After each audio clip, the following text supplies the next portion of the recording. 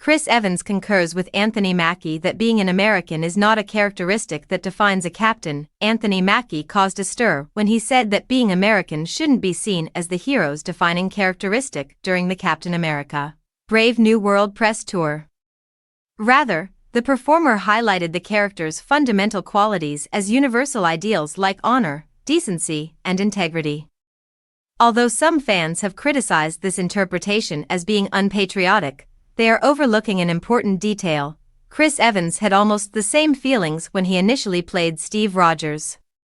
A deeper truth about Captain America that has been woven throughout his 8-decade history, from his creation as an anti-fascist symbol to his development into a hero whose moral compass frequently puts him at odds with the very nation whose flag he wears, is reflected in this shared understanding between the two MCU iterations of the character. In response to a question about Captain America's connection with the US, Mackie shared his thoughts on the fundamental principles of the character.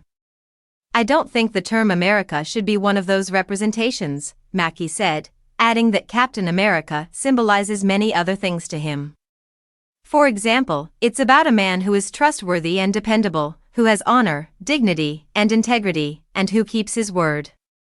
Although these remarks were seen by some as disparaging the character's patriotic aspects, they really reflect opinions that Chris Evans voiced more than 10 years ago, when asked about being draped in the American flag for Captain America, the first Avenger. In a 2011 interview with CBR, Evans showed a remarkable understanding of the character's wider significance. Evans said, "I'm not trying to get too caught up in the American side of it. This isn't a film about raising flags.